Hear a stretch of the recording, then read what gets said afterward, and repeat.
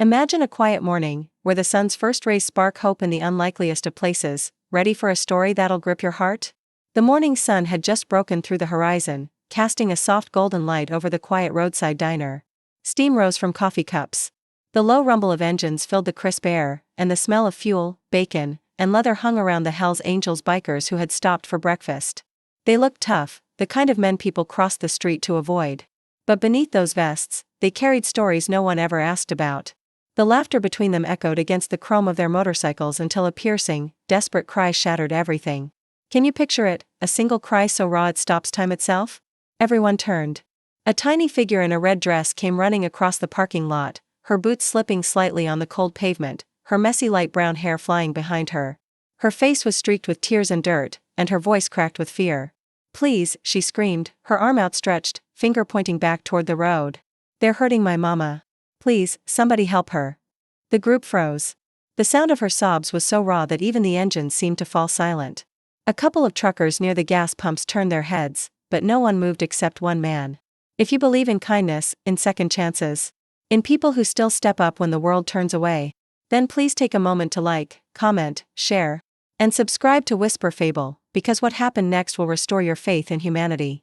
The man who stepped forward was Mason Cole, a broad-shouldered biker in his late 30s, his jacket stitched with the red and white emblem of the Hells Angels.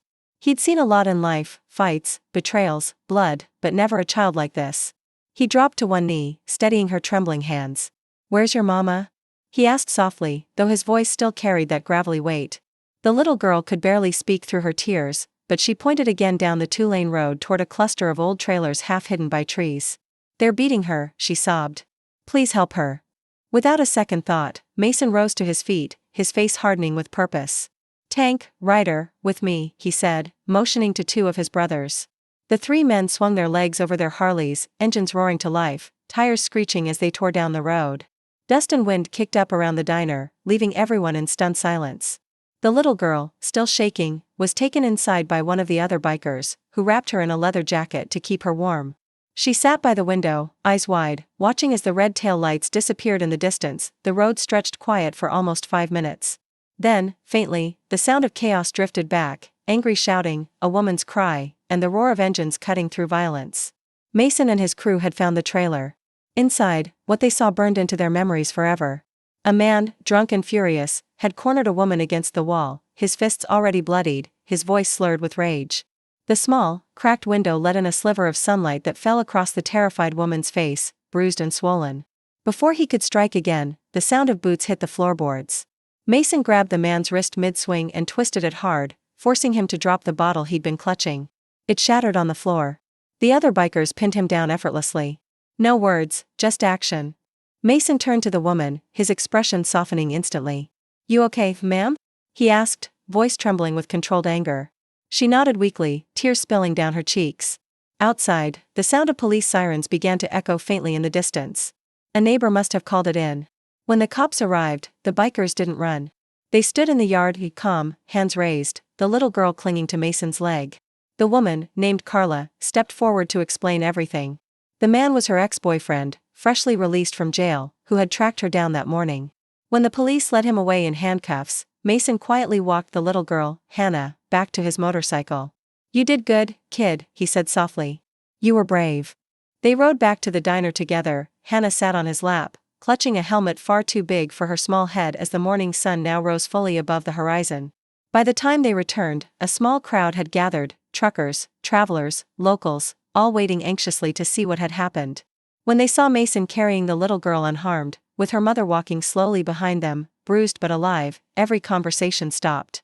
The world seemed to go silent for a moment, as if no one wanted to break the spell. Carla, her voice shaking, thanked the bikers over and over. "I didn't think anyone would come," she whispered. Mason looked at her and simply said, "She made sure we did."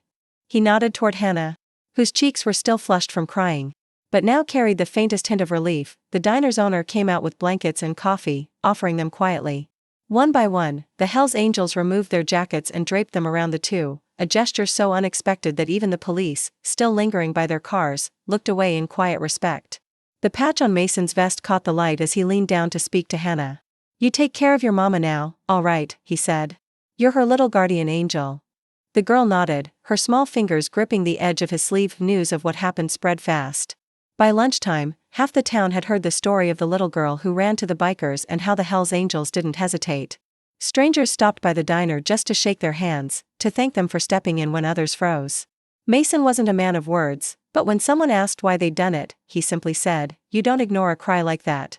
Doesn't matter what patch you wear, some things are just human." Over the next few weeks, Carla and Hannah started rebuilding their lives. The local community pitched in, people offered furniture, groceries, even a small apartment in town. And every Sunday, a group of bikers could be seen parked outside, checking in, bringing groceries, sometimes just sitting quietly at the diner table with a cup of coffee and the laughter of a child echoing around them. Months later, when the spring sun returned and the frost was gone, Hannah drew a picture in crayon, a row of motorcycles, a little girl in red, and a man kneeling down to help her. She gave it to Mason one morning, running up to him outside the diner. "This is us," she said proudly. Mason looked at the drawing for a long moment before folding it carefully and tucking it into his vest. "That's going with me wherever I ride," he said. If this story touched your heart, please take a moment to like, share, and subscribe to Whisper Fable, because sometimes the toughest hearts hide the deepest kindness. And before you go, tell us in the comments, what would you have done if you were one of those bikers?